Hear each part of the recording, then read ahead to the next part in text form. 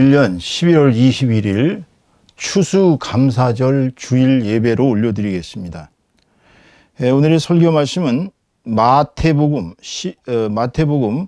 26장 6절로부터 13절까지의 말씀을 가지고 희생 없이 구원 없다라는 제목으로 하나님의 은혜를 함께 나누도록 하겠습니다. 지난주에는 이제 우리가 복음의 이제 비밀성에 대해서 말씀을 드렸습니다. 근데 오늘은 복음의 희생성에 대해서부터 우선 시작을 해야 될 것 같습니다. 서양 속담에 빵을 먹으면서 빵을 동시에 가질 수는 없다라는 그러한 속담이 있습니다. 영어로는 읽어보니까 You cannot have your cake and eat it too 이렇게 되어 있어요. 번역을 해보니까 너는 너의 빵을 먹으면서 또 동시에 가질 수는 없다 이런 뜻입니다. 이건 무엇을 뜻하는 것일까요? 먹으면 빵이 줄어들고 없어집니다. 그러니까 하나를 얻으면 하나는 잃는다는 뜻이에요. 그러니까 세상의 원칙은 뭔가를 얻으면 뭔가는 잃는다는 법칙입니다. 한 가지 예화를 제가 제 자신의 경우 예를 들어 보겠습니다. 저는 어려서부터 초등학교 시절부터 대학원 박사과정까지 이르는 동안 제일 싫어하는 과목이 이제 사실은 어려서는 음악이었습니다. 음악 시간만 되면 참 아주 얼굴이 화끈 달고 도대체 음악이라면 아주 젬병이었어요. 그래서 음악 공부를 제대로 한 적이 별로 없습니다. 근데 이제 신학교를 들어가서 이제 음악을 어쩔 수 없이 공부를 해야 되는 상황이 오고 또 목사들은 어쨌거나 찬송을 앞에서 인도를 해야 되기 때문에 음악을 모르는 사람들은 대단히 불리합니다.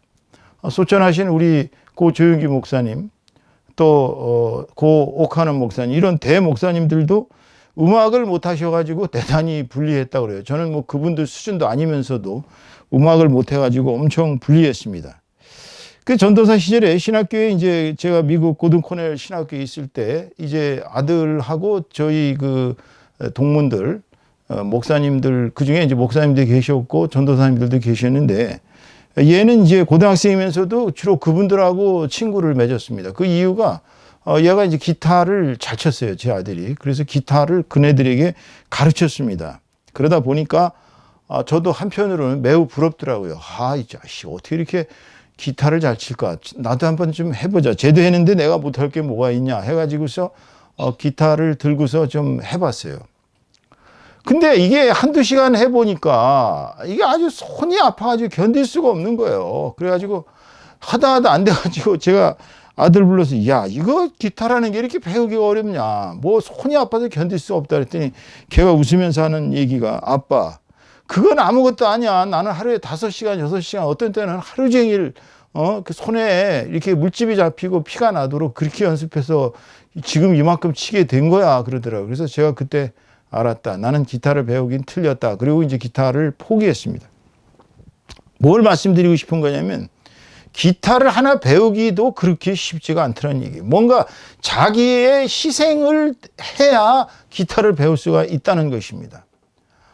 그래서 제가 이제 걔를 참 기타를 배우려다 실패하고 나서 제가 예전에 어렸을 때 중학교 다닐 때 제가 영어 공부를 한 기억을 살려보니까 그때는 정말 열심히 했습니다. 하루에 아마 12시간, 14시간씩 영어를 달달달달 책을 몇 권을 외웠으니까 그냥 정말 몇백 페이지짜리 책을 달달달 외워가지고 지금까지도 그걸 기억하고 있어요. 얼마나 외웠는지. 그게 아마 이제 제 생각에는 그 희생의 대가가 오늘날 영어를 하게 된 하나의 근본적인 그러한 능력이 되지 않았나 생각합니다. 뭘 말씀을 드리고 싶으냐면 뭔가를 버려야 희생을 해야 그게 얻어지더라 이겁니다. 영어를 배우기 위해서 하루에 12시간이라는 시간을 희생하고 참 밥 먹으면서 길거리 가면서 머릿속에서 달달달달 그걸 외우기 위해서 노력했던 그 희생정신 그것이 바로 영어를 할 수 있게 되었다 이런 말씀입니다. 여러분들도 복음이라는 것이 그냥 우리에게 와진 것이 아니라는 것을 아셔야 합니다. 원래 하나님은 우리 우주 만물을 창조하시고 죄송합니다. 저 오늘은 이상하게도 목이 좀 막히는데 원칙이 있으셨어요. 세상살이의 원칙이 뭐냐면 영어로 말하면 no pain, no gain. 고통 없이 얻는 것도 없다. No pain, no gain.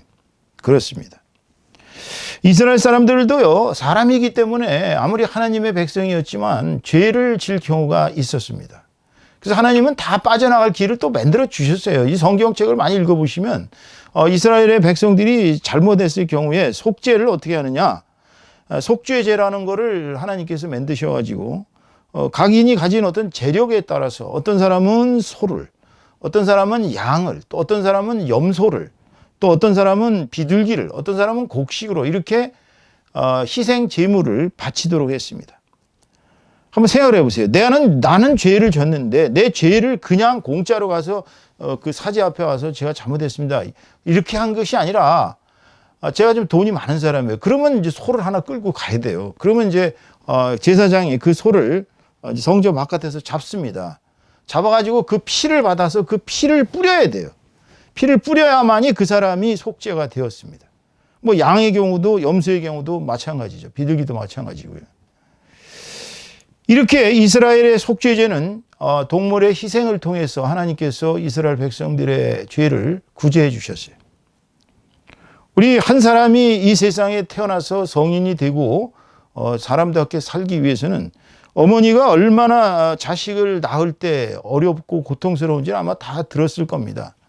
꼭 뭐 불교의 부모 은중경이나 이런 걸 얘기를 안 하더라도 우리 전통적으로 어머니의 그 고통은 참 아시다시피 온몸에 이게 다, 온몸의 뼈에 마디마디가 다 이렇게 주저앉고 가라앉는 고통을 겪는다고 합니다. 아이가 하나 나오기 위해서. 10달 동안 뱃속에서 자식을 길러가지고 또 그 자식이 이 세상에 나올 때는 온갖 고통을 다 겪고 한 인간의 죽음, 거의 죽음에까지 가는 고통을 겪고 나서 새로운 생명이 태어나는 것입니다. 그 태어나면 또 뭐 그대로 크나요? 진자리 마른 자리 다 정말 다 자리를 봐줘야 되고 오줌똥 다 가려줘야 되고 그 다음에 먹을 거 먹여야 되고 등등 하나의 사람이 될 때까지 어머니가 그 자식을 낳고 기르는 과정을 보면 너무나도 숭고한 희생이 전제되어 있는 것입니다. 희생 없이 훌륭한 자식이 나올 수가 없어요. 희생 없이 훌륭한 자식을 기를 수가 없어요. 결국은 문제는 희생입니다. 학위 따는 과정은 쉬운가요?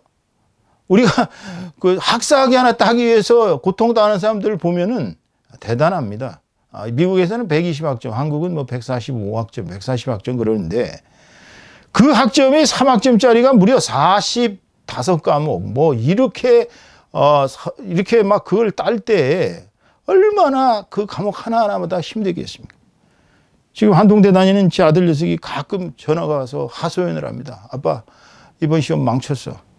아무리 열심히 했는데 너무 컴퓨터 그 공학 과정이 어려운 것 같아, 나한텐. 하소연을 해요. 그래서 저는 얘기를 합니다. 세상에 쉬운 과목이 하나도 없단다.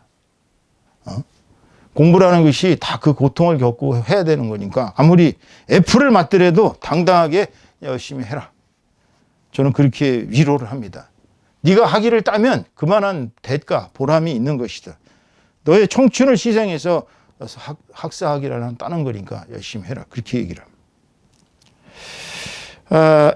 며칠 전에 신문에서 제가 디스트릭트라는 회사의 이성호 대표의 얘기를 들어봤습니다. 봤어요. 이분 참 우리나라 최고 명문대학인 S대를 나와가지고 취직을 했는데 하필이면 이 취직한 업체가 뭐 하는 업체냐면은 그 전광판에 디지털 아트 디자인을 하는 회사예요. 그 사장이 아주 세계적인 디자이너였는데 너무나 고통스러워서 이 사람이 코로나 이후에 망해가는 그 업체를 견디다 못해서 미국으로 가는 도중에 자결을 했습니다. 그런데 이 이성호 대표가 부득이 자기가 이제 어쩔 수 없이 떠밀려가지고 대표를 맡았는데요. 군대 갔다 와서. 근데 이 사람은 이제 이 참신한 아이디어를 하나 세워야 되겠는데 그 뭐를 해야 되느냐. 그래가지고 삼성동 네거리에다가 파도치는 거의 125m 되는 거대한 전광판에 파도가 막 넘실넘실, 누가 보면 다 그냥 그 바다 같아요. 거기에 파도가 막 치니까. 결국은 뉴욕의 세계 디자인 아트의 중심지인 뉴욕의 한복판인 타임즈 스퀘어에 이 디스트릭트사가 제작한 디지털 디자인 아트, 와터폴, 폭포. 폭포가 막 그 125m 전광판, 그 건물 전체에서 막 폭포가 막 쏟아집니다. 보면은 진짜 폭포물이 쏟아지는 것 같아요. 눈앞에 이게 그대로 폭포예요. 이게 디지털 아트거든요. 또 그 뒤에서는 이제 120m 높이 전광판에서 막 고래가 살아서 막 숨이 쉽니다. 대성공을 했습니다. 막 1억 뷰를 기록하고요. 아주 이 사람이 그동안에 얼마나 고통을 당하고 희생을 당했는지, 참 사장으로서 직원들 임금 줘야 되고, 거기다 또 망해가는 회사 일으켜 세우느라고 자기 집 아파트마저 다 담보로 잡히고 온갖 고생을 한 끝에 성공을 했어요. 이제 1년에 몇백억씩 수익이 발생하는 구조로 가고 있다고 합니다. 희생이 있었기 때문에 가능한 거예요. 만약 이성호 대표가 그 원래 사장이 자살했을 때 아예 나 이 회사 안 맡아, 그리고 그냥 갔으면 그냥 그 회사 문 닫고 직원들 다 밥 쫄쫄이 굶는 그런 사태가 일어났겠죠. 그분의 숭고한 희생 덕분에 우리나라의 이 디자인 아트가, 아트 디자인, 디지털 아트 디자인이 세계적인 성과를 얻어서 지금 승승장구를 하고 있습니다. 여러분, 복음이 하나 이루어지기 위해서, 우리 이 성경 66권의 이 복음이 이루어지기 위해서, 이게 말이 그렇지 판본이 약 10만 종류가 넘습니다. 이게 무슨 이렇게 복음이 이루어진 게 그렇게 그냥 아무렇게나 이루어진 게, 이게 다 하나님의 엄청난 섭리가 없으면 이런 복음 66권이 오늘날 내 손에 와서 이거를 읽을 때마다 예수 그리스도의 피와 그분의 땀과 이런 모든 것이 여기에 다 있잖아요. 이게 복음의 이거예요. 이 예수 그리스도라는 희생자가 되셨기 때문에 6월절 어린 양으로 이 세상에 오셨어요. 요즘 제가 한참 빠져듣는 그 성가가 뭐냐면 Worthy is the Lamb이라는 것이죠. Worthy is the Lamb. 어린 양은 값지도다. 어린 양의 희생이 얼마나 값진 것인지 제가 그 찬양을 지금 골백 번도 더 들었는데 매일 아침, 점심, 저녁으로 계속 듣고 있어요. 그분의 위대한 희생 덕분에 우리는 죄악을 사함받고 하늘나라의 백성이 되는 영광을 얻었습니다. 여러분, 복음은 희생성이 전제된 것입니다. 여러분이 복음 하나 읽을 때 그냥 건성을 읽지 마십시오. 예수님의 피와 예수님의 살과 예수님의 눈물과 예수님의 땀, 이 모든 것이 녹아 있는 것이 복음입니다. 우리가 이 복음을 귀하게 받아들여야 합니다. 오늘의 본문 해석을 잠깐 해볼까요? 자, 오늘의 본문에서는 주된 내용이 뭡니까? 여기 나오는 여주인공이 바로 막달라 마리아입니다. 막달라 마리아가 누군지 아시죠? 막달라 마리아라는 사람은 막달라 지역에 살던 마리아라는 여성입니다. 이게 이제 예전에 교황청에서 이걸 잘못 해석해갖고 창녀 마리아, 창녀 막달라 마리아, 그래서 회개한 창녀 이래가지고 이제 성화로도 많이 그려지고 그랬는데, 나중에 이 교황 요한 바오로 몇 세인가가 이건 잘못된 해석이다. 이 막달라 마리아는 원래 창녀가 아니었고 7 귀신이 들려있다가 예수님을 만나서 신유를 받은 그러한 사람이다. 이분은 거기 여러분 잘 아시는 자기의 남동생이지 오빠인지 나자로, 또 언니인 또 이 언니가 한 사람 또 있었죠. 이 형제 자매와 이들은 하나같이 예수님께 헌신했습니다. 오직 예수님이 그 오빠인 나자로가 죽었을 때 눈물을 흘리시면서 가서 죽은 시체를 살리셨겠어요. 이분은 사실 막달라 마리아는 우리가 성경에 주로 이렇게 단역으로 이렇게 나오죠. 성경에 보면 좀 단역에 나옵니다. 그런데 사실은 성경 전체에서 본다면 예수님하고 가장 가까웠던 사람입니다. 사실은 예수님께서 막달라 마리아와 그의 언니 또 그의 오빠야 나자로까지 몹시 사랑하셨다고 했어요. 이분은 평생 예수님을 섬겼습니다. 예수님 사후에는 사도 요한과 함께 예수님의 어머니인 성모 마리아를 에베소에서 섬겼어요. 또 성모 마리아께서 돌아가시고 나서 혼자서 동굴에서 수도 생활을 하면서 하늘나라의 승천을 7번, 그 영이 7번 하늘나라를 다녀온 승천 체험을 했고요.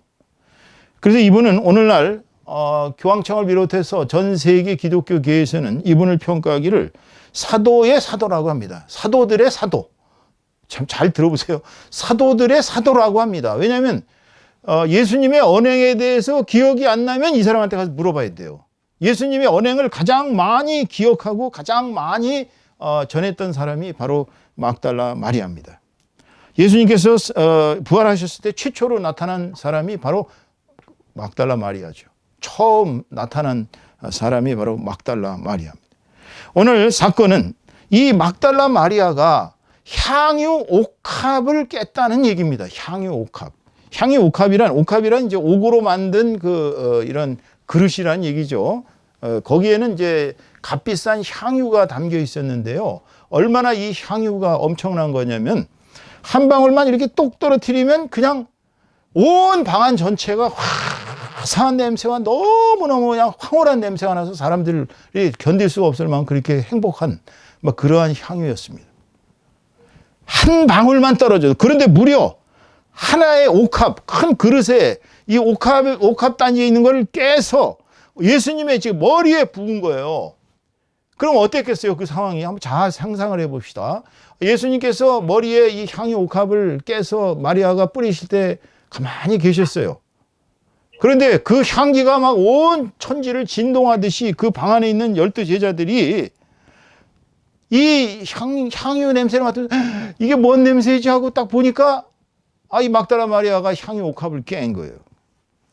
그러면은 이게 값이 얼마나 나가느냐? 현대적으로 해석을 해보면요. 이 향유 옥합의 값이 무려 약 3천만 원 정도 된다고 합니다. 3천만 원. 3천만 원이면 평균 노동자들의 1년 임금이에요. 엄청난 값이죠. 그런데 제자들은 구시렁거렸어요. 아니 왜 그 비싼 거를 깨가지고 그걸 예수님 머리에 붓느냐고. 그 무슨 쓸데없는 낭비냐고. 그런데 예수님은 제자들에게 말씀하셨죠. 놔둬라. 이 여자가 한 행위는 정말 잘한 것이고 이 복음이 전달되는 곳에 어디 가든지 간에 이 정말 아름다운 행위도 영원히 기억될 것이다. 가난한 사람들은 항상 너희들과 함께 있지만 나는 곧 죽으러 간다. 장사를 지내야 된다. 그래서 바로 지금 이 마리아는 나의 장례식을 준비한 것이다. 이렇게 얘기를 합니다. 그러나 제자들은 뭔 말인지도 지금 모르고 있어요. 왜 그러냐면 이 제자들은 예수님이 수차례 당신이 곧 순교당한다고 얘기를 했는데 뭐 순교를 당하시겠느냐 이 정도로 생각했고 예수님이 구세주란 사실을 아직도 모르고 있습니다. 그냥 랍비 선생님 정도로 생각하고 있어요. 그러다 보니까 향유가 더 아까운 거예요. 3천만 원짜리 향유를 깨버린 막달라 마리아의 행위는 멍청한 짓이에요. 사람들에게 그 돈을 나눠줬으면 여러 명을 구제할 텐데 왜 예수님 머리에 버가지고 쓸데없는 낭비를 했느냐 이렇게 생각한 것입니다. 여기서 우리는 마태복음 6장 21절에 주께서 하신 말씀 네 보물 있는 그곳에 네 마음도 있다. 그러니까 그 보물이 막달라 마리아에게는 예수님입니다. 향유 옥합을 깨서 예수님의 장례를 준비하는 이건 성령의 인도하심이 없으면 그렇게 못해요. 막달라 마리아는 예수님의 평상시 언행을 전부 기억하고 계시다가 예수님이 순교당하러 가시는구나. 그러면 그 길에 뭘 해드려야 될까? 내가 가지고 있는 이 정말 꼬깃꼬깃 모아놨던 그 참 자금을 다 모아가지고 사놨던 그 향유 옥합 그거를 깨서 예수님의 머리에 가감하게 붓는 거예요. 여러분 같으면은 예수님한테 그런 3천만 원짜리 정말 향유 옥합 하나 깨가지고 예수님 머리에 불만한 마음이 생기시겠습니까? 아마 예수님과 같은 그런 그 분하고 옆에 가까이 있는데도 이 제자들은 전혀 이 마리아의 이 행위에 대해서 그 가치를 지금 인식을 못하는 거예요. 예수님이 향유 옥합 3천만 원짜리보다 더 중요하냐? 아니면 그냥 3천만 원이란 그 물질이 가난한 자들에게 나누어져서 예수님의 이름을 높이는 게 좋겠느냐? 여러분, 신앙은 바로 이런 막달라 마리아의 희생이 필요한 것입니다. 여러분이 예수님의 희생을 통해서 우리가 구원받고 하늘나라의 백성이 됐어요. 지금은 이 세상에서 무쌍한 행복과 영광을 누리고 살고 저 세상에 가면은 영원한 천국이라는 정말 우리의 영생의 복락이 쫙 놓여 있어요. 어떤 사람들은 그렇게 생각할 수도 있죠. 물론 나 영원히 살기 싫어. 그냥 요 생에서만 살다가 그냥 갈래. 그게 내 마음대로 돼야 말이죠. 내가 그렇게 하고 싶다고 그게 됩니까? 문제는 그 다음에 그 세상에 영원한 복락이 있는 천국인지 아니면 지옥인지 우리의 인생은 지금 우리의 영혼이 어디로 가느냐에 따라서 지금 결정이 되는 거기 때문에 우리 마음대로 되는 게 아닙니다.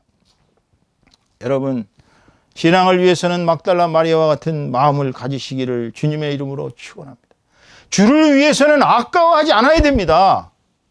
교회에 와서 사실 초신자들 처음에 헌금할 때 보면 정말 10,000원 내기도 아깝죠. 왜냐면 나하고 아무 관계도 없는데 내가 왜 10,000원을 내? 그리고 그냥 마지못해 남들이 내니까 그냥 마지못해 이렇게 내는 이런 단계를 거치면 다 그래요. 다 11조요?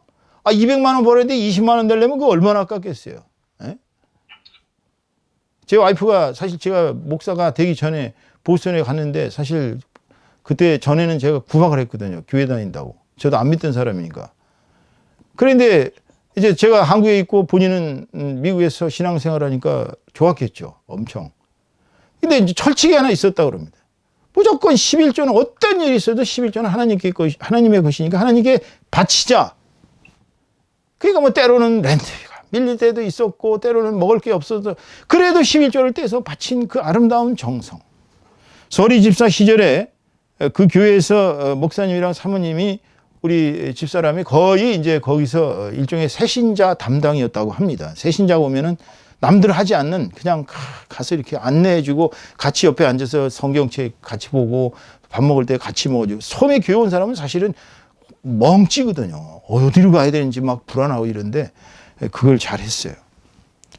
그 나중에 이제 제가 참 기적적으로 예수님을 만나고 나서 제가 목사가 되고 나니까 우리 사모가 그런 정말 그 11조를 열심히 했고 새벽기도 열심히 다녔고 교회에서 직분자로 비록 서리 집사였지만 그래서 참 나중에 사모가 되고 물론 그게 신분의 상승이라고 저희들은 생각해 본 적이 없습니다. 어느 목사님은 너무 급격한 신분 상승이 이루어지셨네요. 그래서 저희가 속으로 좀 조소를 금치 못한 적이 있습니다. 솔직히 저희는 교회의 직분이라는 것은 전혀 그런 거하고 관계가 없다고 생각했기 때문이에요. 신앙은 희생의 생활입니다. 희생하지 않고서 신앙을 갖겠다고 생각하는 것은 약간 좀 시커먼 흑심이나 비슷합니다. 영혼 구원을 위해서는 우리가 육체적인 안락함보다 영혼의 안락함을 추구해야 합니다. 첫째가 그거예요. 내가 육신을 위해서 살 것이냐 내 영혼의 영생을 위해서 살 것이냐를 결정하셔야 됩니다. 육체 안락함 좋죠. 우리가 가난하게 살다가 부자가 되면 하루아침에 달라집니다. 제가 아는 어느 여집사님의 얘기입니다. 정말 열심히 하셨어요. 거의 10여 년을 갖다가 교회에다가 계속 일요일마다 꽃을 그 양반이 이제 꽃꽂이에 재주가 있으셔가지고 꽃을 계속 갖다가 그렇게 바치셨습니다. 얼마나 아름다운 마음이에요. 그래가지고 이렇게 저렇게 합법적이고 불법적이고 모든 수단을 다 강구해서 부자가 됐습니다. 그러자 사업이 바빠서 또 자식들 기르기가 바빠서 등등 가지가지 핑계로 교회를 안 나가기 시작하고 결국은 교회하고 발을 끊었습니다. 그분의 인생이 과연 행복했을까요? 물질의 풍요를 추구하는 인생은 어느 정도 그 목적이 달성되고 나면 이제 그다음부터 공허감이 싹트기 시작합니다. 그다음부터 이제 사건이 연속됩니다. 또 그다음에 계속 가족 간의 문제가 일어납니다. 그다음에 자기 자신의 영혼이 서서히 파멸되기 시작해요. 여러분, 영혼을 위해서 사십시오. 우리는 우리 영혼 구원을 위해서 시간을 바치셔야 합니다. 귀찮아도 예배에 참석할 수 있는 마음을 가져야 합니다. 오늘날 가난한 성도들이 교회 안 나오는 이유는 교회 나가면 귀찮거든요. 1시간 이상을 교회 가서 허비해야 돼. 예? 그들 생각에는. 거기다 듣기 싫은 그 목사들 설교 그 들어야 됩니다. 또 뭐 이 집사 김 집사하고 밥 먹고 같이 교제해야 돼. 교회 다니면 또 뭐 이렇게 하라는 게 많은지 정력을 낭비합니다. 또 가면 뭐 하다못해 11조 못해도 헌금은 형식적으로 해야 될 거 아니에요. 이러다 보니까 교회 나가는 사람들이 점점점 줄어갖고 가난한 성도들이 무려 수백만, 우리나라에 지금 가난한 성도가 약 한 300만 정도 된다고 합니다. 이 가난한 성도들은 뭔가 신앙의 노선을 잘못 정한 거예요. 부지런히 모이기를 힘쓰라 그랬어요. 우리가 왜 교회가 필요하냐면 모여서 하나님의 말씀을 듣고 성도의 교제를 하고 아픈 사람들을 같이 손을 얹고 기도해 주고 같이 봉사하고 이런 공동체, 예수를 머리로 하는, 예수 그리스도를 머리로 하는 지체들이 뭉쳐서 거대한 하늘나라를 완성하는 것이 교회의 목적이기 때문에 교회를 안 나가는 것은 바로 자기 희생을 싫어하기 때문에 그래요. 여러분 가난한 성도가 되지 마시기를 주님의 이름으로 축원합니다. 교회에 가급적인 나오셔야 합니다. 그래서 내 신앙생활과 내 생활은 연결되어 있어요. 이렇게 연결되어 있어야 돼요. 신앙 따로 생활 따로 될 수가 없습니다. 극장식 신앙. 극장에 가면 어떻습니까? 한 2시간 반 열심히 화면 보고서 막 울고 웃고 그러다가 극장 딱 나오면 아 재밌었어. 아 감동받았어. 그럼 끝이에요. 그렇게 신앙생활 하시면 안 됩니다. 교회에 있을 때는 눈물 콧물 다 흘리고 목사님의 설교에 감동 먹고 그 다음에 딱 나오면 끝이에요. 일주일 내내 성경책 한번 들여다보는 적 없고요. 에? 기도하는 적 없고 그냥 일주일 내내 딴짓하다가 또 이제 교회에 와서 이렇게 물론 교회 나오는 건 잘하는 거죠. 그래도 그렇게 썬데이 크리스찬이라도 잘하는 겁니다. 저 그거 반대하는 건 아니에요. 그러나 그런 분은 생활과 신앙이 연결이 안 돼 있기 때문에 그 신앙이 약해요. 신앙생활은 강하게 하려면 매일매일 성경책을 조금씩 읽어야 됩니다. 매일매일 말씀을 읽고 매일매일 조금씩 5분이라도 기도를 하고 매일매일 찬송할 수 있는 그런 마음가짐이 돼 있어야 돼요. 제가 예화를 하나 들어드리겠습니다. 대구에 치과 의사 L 박사라고 계십니다. 내외가 둘 다 치과 박사예요. 남편은 미국에서 박사학위까지 받으신 아주 대단한 분이고 이 두 분이 자식들이 아들이 둘이 있는데 둘 다 이제 치과 의사가 되었습니다. 근데 이분들이 얼마나 헌신적이냐면요. 설날, 추석날 이런 명절에 이분들은 그 명절을 즐기는 게 아니라 얼마나 치과가 바쁩니까? 가보면 항상 바글바글해요. 뭐 예약이 밀려가지고 엄청나게 바쁩니다. 그런데도 불구하고 명절 때만 되면 이분들은 짐 챙겨가지고 단기 선교를 나갑니다. 가난하고 헐벗고 굶주려서 치과에 치료를 받을 수 없는 그런 나라들의 사람들을 찾아가서 무료로다가 이렇게 치료를 해줘요. 제가 이제 이분들하고 보스턴에서 알아가지고 가까워졌는데 제가 이분들 사는 방식을 보면 제가 어떨 때 부끄러워져요. 왜냐하면 저는 명절 때 어디 단기 선교를 나간다는 건 꿈에도 생각을 못 해봤거든요. 계속 벌써 10년이 넘도록 이렇게 하고 계셔요. 시간만 나면 단기 선교를 나가는 거예요. 야, 정말 이런 헌신. 하나님께서 아마 엄청 복을 주셔서 치과도 매일 정말 잘 되고 자식들 다 잘 되고 축복받고 계셔요. 이런 헌신이 필요합니다. 여러분, 예수님을 위해 여러분은 지금 무엇을 하고 계십니까? 예수님이 우리를 위해서 희생하셔서 우리를 구원하시는데 여러분은 예수님을 위해서 무엇을 희생하고 계십니까? 오늘 설교의 결론을 맺습니다. 하나님은 본래 절대 사랑의 하나님이십니다. 절대 사랑의 하나님이십니다. 완전히 아가페의 극치. 예? 동시에 하나님은 절대 공의의 하나님이세요. 절대 공정하신 분입니다. 하나님께서는 공짜가 없으신 분이에요. 사랑과 공의의 하나님은 동시에 그 속성을 만족시키셔야 되기 때문에 인간의 죄를 공짜로 사해 줄 수 없어요. 인간들이 잘못한 죄를 그냥 공짜로 다 그냥 손만 얹으면 그냥 공짜로 이렇게 해주면 얼마나 좋아. 근데 그게 안 돼. 내가 죄를 졌으면 그 죄의 대가를 치러야 된다고 그랬죠. 이스라엘 사람들은 동물들을 희생물로 바치겠습니다. 애꿎은 동물들이 나 대신 희생당했어요. 처음에 범죄를 저질렀던 아담과 하와도 선악과를 따먹고 나서 뻘거벗은 걸 부끄러워했죠. 그러자 하나님께서 아담아 어디 있느냐 그러니까는 숨어서 가만히 숨어서 부끄러워가지고 가만히 있어요. 나중에 하나님께서 찾으시니까 네가 왜 그랬느냐. 이 여자는 또 너는 왜 그랬냐 그랬더니 사단이 뱀이 시켜서, 그러고서 그네들은 뻔뻔스럽게 서로 간에 책임 전가를 했습니다. 그들의 벌거모습을 본 하나님께서는 동물을 잡아가지고 동물의 가죽으로다가 옷을 해 입히셨어요. 결국은 동물들이 애꿎게 희생된 거예요. 두 사람의 그 죄악 때문에. 여러분, 우리의 죄가 얼마나 큰지 하나님께서는 이 땅을 구원하시기 위해서는 그 아들 예수 그리스도를 유월절 어린 양으로 십자가에서 희생하지 않으실 수가 없었던 거예요. 예수님은 거기에 순종한 것입니다. 그 전날 밤 밤새내 기도하면서 아버지여 원컨대 이 잔을 제게서 물리시옵소서. 하지만 제 뜻대로 마옵시고 아버지의 뜻대로 하옵소서 하고 십자가형을 당하신 겁니다.